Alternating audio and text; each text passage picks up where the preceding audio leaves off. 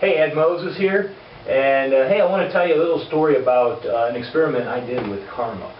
I know a lot of people probably know what karma is or have an idea what karma is, and because I do a lot of studying on like the subconscious mind and how the mind works and functions, I find karma to be a very interesting denominator that goes right along with the subconscious mind. And in case you're not familiar, it's actually, it came from what was a Shramana tradition, and that was later adopted into what's Buddhism and a thing called Jainism. And this is, you know, it's practiced today in these religions. A lot of Indians practice that. A lot of Asian religions, they believe in this, and I quite honestly believe it to be true. And let me tell you about this experiment that I did. I'm a runner, and maybe this sounds far-fetched, but I'm a runner, okay? And what I did was this, and this really excites me because it's crazy.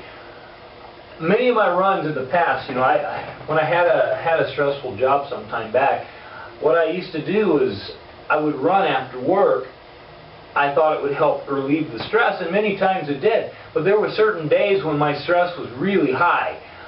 Maybe I had lost my temper at work because somebody just rubbed me the wrong way, or you know, just a number of things. You get the idea. And anyway, so I'd come home and I'd be like this, I got to go run, I got to get this out of my system. I'd go run, and next thing you know, I've got people just being nasty to me, blowing their horn, get out of the road, kids making fun of me, just, you know, you name it, you know. And got to thinking about that. At the time, it didn't really occur to me what was going on.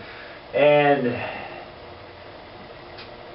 I started to think about it in more recent times when I started to understand this and study these philosophies a little more.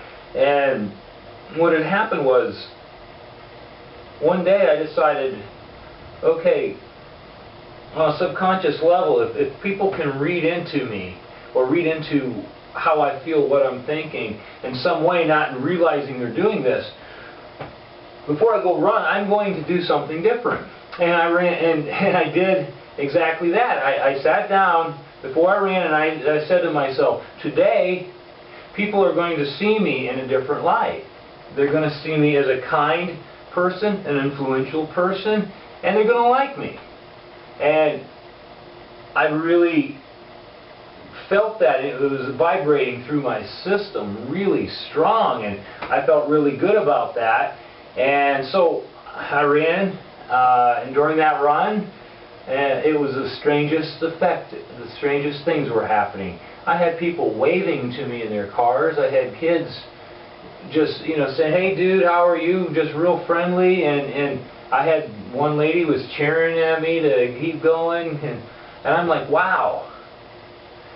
I stopped to think about that after I got back, and I was like, how can something like this have such an effect on what you do?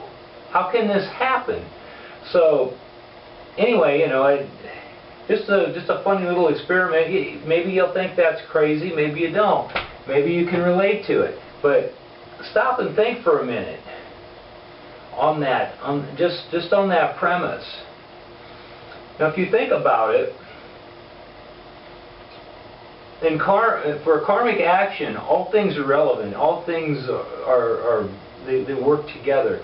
So let me give you this example. Let's say you go out and you rob a bank, okay? And you rob the bank. That's a bad action. That is poor, lousy karma, bad karma, whatever you want to call it. It's just bad. So a little later, guess what? The police are knocking at your door. You get arrested. And that action led to a bad reaction. And guess what? Hey, you've got bad karma. Now, karma is actually any action. Any action that you make is karma. And karma can be bad, it can be good. You know, most of the time in our society, in Western civilization, we talk about all bad karma. Oh, karma, you know, that's all fine and dandy, but you got to understand karma goes both ways. Karma is not something that is just susceptible to bad. actions or bad, just negative things. It also has everything to do with positive things. So on the same premise, let's say instead of robbing a bank, on a good note, let's say, okay, I have decided that this charity that I really feel strongly about, I'm going to give 10% of my income to this particular charity. So you write the check and you give whatever to this charity, and that's a positive karmic action. And guess what? You're going to have a positive reaction, because on the karmic scale, everything comes to you equally. It's all balanced out somehow. It is all balanced out. So this positive reaction, this positive action that you've created by flowing money to this particular charity, tithing, will come back to you in a positive manner. More likely it's going to bring more money to you, because the flow of the universe works that way. And it goes back to this saying, if you've ever heard this before, if you give love, you get love. If you give money, you get money. It's just all part of the natural flow of the universe. Now let's say, for instance, you hold your breath. You hold your breath, what's going to happen? Well, chances are you're going to pass out. Now let's say somebody's choking you. It's like holding your breath. Next thing you know, you die. So if that air is actually stopped from its flow, it's not getting to your lungs anymore, to the parts of your body that need air, guess what? You die. That flow is stopped, you die. You don't receive it anymore. So in the same sense, on a financial level, if you aren't getting money, if you aren't giving good tithing to charity, guess what? You're not going to get money back. I hear a lot of people say, well, I'd do it if I could afford it. Well, you know what? You stop the flow of money.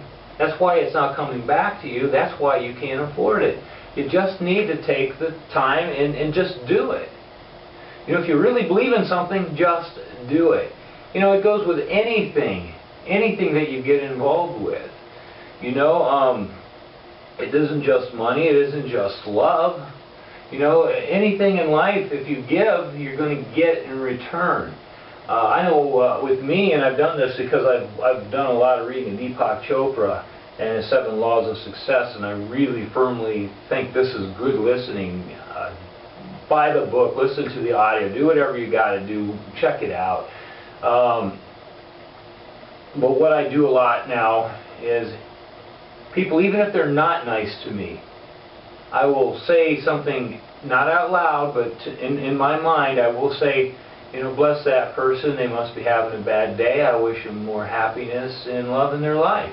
Just something nice, and especially people that are really kind-hearted and come out to be very super nice people. I always give them a blessing. In my mind, they don't need to hear that. But what's awesome is I'm giving them a gift, of a silent gift, that I wish them all the happiness and love in the world, and I want them to have a great life. And a lot of people don't know that, but or even think to do that, but it does do something to your soul. It makes you a kinder, gentler person in many ways. It's something you should start practicing. Just get in the habit. It's kind of hard to do at first if you're not used to the idea. But I know I listen to the audio a lot, and it starts running through my head a lot. Therefore, I start using it more and more. I start using this philosophy more and more, and I really think it's awesome. It really is awesome.